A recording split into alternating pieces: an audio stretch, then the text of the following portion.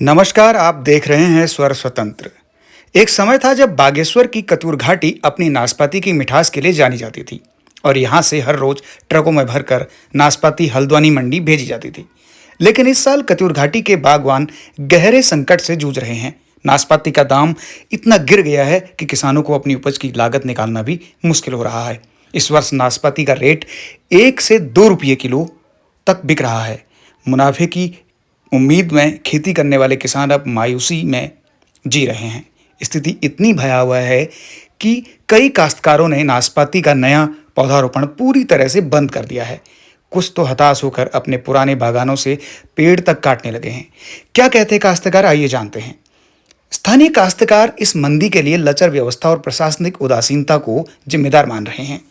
उनका कहना है कि नाशपाती की खेती से अच्छी आय हो जाती थी, लेकिन पिछले कुछ वर्षों से इसके दाम ना के बराबर हो गए हैं। आइए देखते हैं खबर विस्तार से।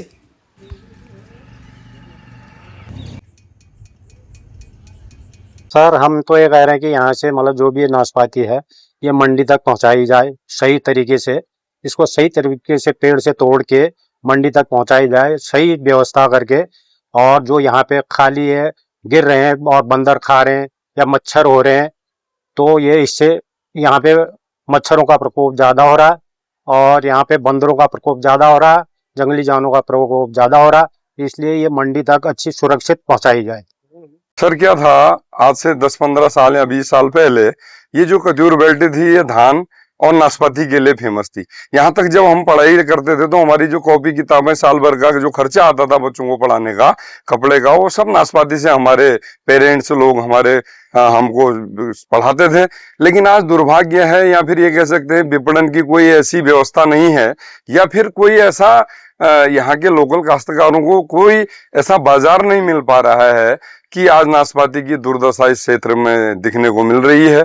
आप तो 1 रुपए किलो कह रहे हैं, मैं तो कहूँगा 25 पैसा किलो भी नहीं बिक पा रहा है।